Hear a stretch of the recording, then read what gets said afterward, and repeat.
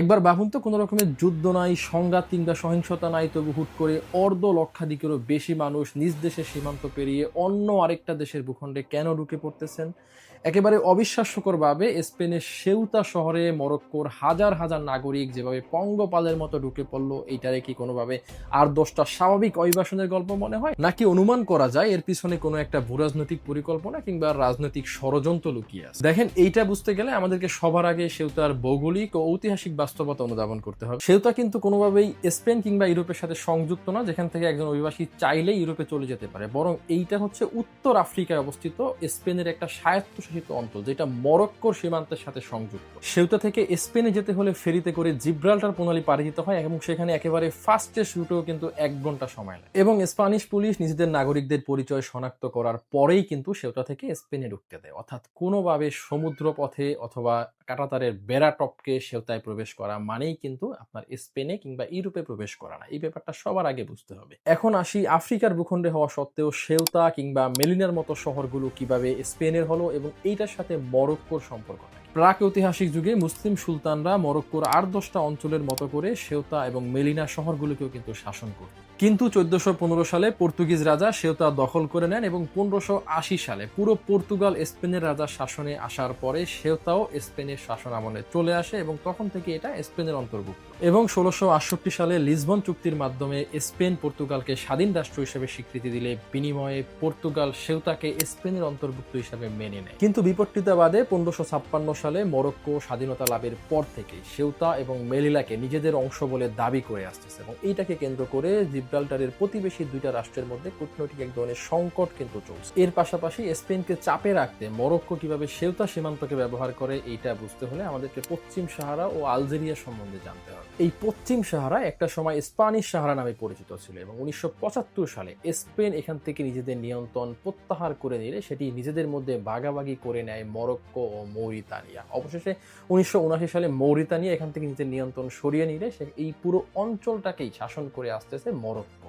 যদিও এখানে পলিসারিও ফ্রন্ট নামে একটা স্বাধীনতাকামী সংগঠন সক্রিয় আছে, এবং এই সংগঠনটিকে কূটনৈতিক, রাজনৈতিক এবং মানবিক সব ধরনের সহায়তা দিয়ে আসতেছে আলজেরিয়া। আর এই কাজে আলজেরিয়ার সবচেয়ে বড় সমর্থক হচ্ছে স্পেন। সুতরাং স্পেনের সাথে মরক্কোর বিরোধিতার অনেকগুলো কারণ পাওয়া গেল, এবং সাম্প্রতিক আরো একটা কারণ আমরা অ্যাড করতে পারি, সেটা হচ্ছে আমেরিকা ইসরায়েল পন্থী এবং এই অভিশপ্ত জোটের বিরোধী। 2020 সালে মরক্কো আব্রাহাম অ্যাকর্ডে স্বাক্ষরের মাধ্যমে দখলদার ইসরায়েলকে রাষ্ট্র হিসাবে আনুষ্ঠানিক স্বীকৃতি দেয়, এবং বিনিময়ে ইসরায়েল ও আমেরিকা উভয়ই পশ্চিম সাহারাকে মরক্কোর অংশ বলে স্বীকৃতি প্রদান করে। এরপর থেকেই মরক্কো আশা করে আছে সেউতা ও মেলিলা উদ্ধারে এই ইসরায়েল আমেরিকা জোট তাকে সহায়তা। 2021 সালে মরক্কো একটা চাঞ্চল্যকর ঘটনা ঘটিয়ে বসে। পলিসারিও ফ্রন্টের নেতা তিনি কোভিডে আক্রান্ত হলে তাকে চিকিৎসা সহায়তা দেয় স্পেন, এবং সভাপতি যাতে ক্ষুদ্র প্রতিক্রিয়া ব্যক্ত করে মরক্কো, কিন্তু তারা শুধু তাতেই থেমে থাকে। নিজেদের সীমান্ত নিরাপত্তা শিথিল করে দেয়, এবং 10,000-এর মতো মরক্কোর নাগরিক তারা হুট করে প্রথমবারের মতো সেউতা সীমান্তে ঢুকে পড়ে।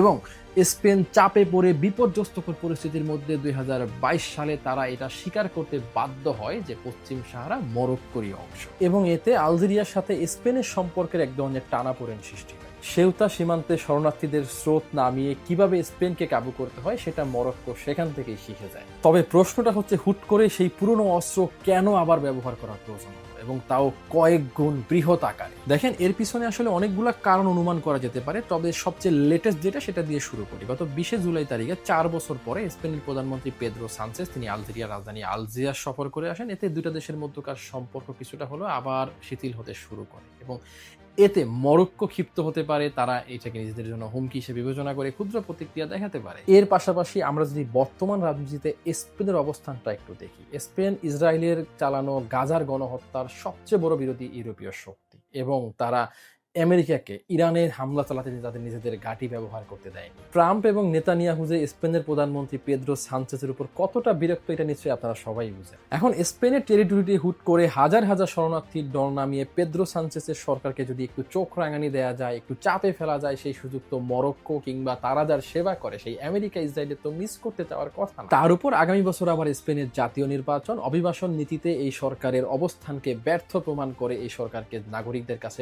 অজনপ্রিয় বিলীন করার জন্য এটা তো খুবই ভালো একটা কৌশল। যেভাবে রিপাবলিকানরা আমেরিকাতে ডেমোক্রেটদের নীতিকে ব্যর্থ প্রমাণ করেই তারা ক্ষমতায় এসেছিল। এখন এইসব কথাবার্তাগুলোকে কেউ চাইলে ষড়যন্ত্র তত্ত্ব বলতে পারেন, তবে বর্তমান বিশ্ব রাজনৈতিক বাস্তবতায় এই কথাবার্তাগুলোকে চাইলেই কিন্তু উড়িয়ে দেওয়া যায় না। বিশেষ করে মরক্কোর ভিতর থেকে স্পেনের অভিবাসন আইনের ব্যাপারে অপব্যাখ্যা দিয়ে গুজব ছড়িয়ে যেভাবে হাজার হাজার মরক্কোর নাগরিককে সীমান্তে জড়ো করা হয়েছে, নিরাপত্তা শিথিল করে তাদেরকে সেউতাতে ঢোকার সুযোগ করে দেওয়া হয়েছে, এই বিষয়গুলো কিন্তু আসলে প্রশ্ন রেখেই যায়। যেমন এই ভিডিওটাই একবার দেখুন। I want just chilling. I just go here for fun. কেউ কেউ এভাবে খুশিতে ঠেলায় কিংবা ঘুরতেও চলে এসেছে। তবে হ্যাঁ, দালালদের ফাঁদে পড়ে ক্ষুধা, বেকারত্ব আর দারিদ্র থেকে মুক্তি পেতে উন্নত জীবনের খোঁজেও কেউ কেউ যে এসেছেন সেটাও মানতে হবে। কিন্তু 60,000-এর মধ্যে 50,000-এরই আবার মরক্কোতে ফিরে যাওয়া এবং যাওয়ার আগে সেও তার স্থানীয় নাগরিকদের সাথে সংঘর্ষে জড়ানো, লুটপাট কিংবা বিশৃঙ্খলায় লিপ্ত হওয়া থেকে একটা প্রশ্ন আসতেছে।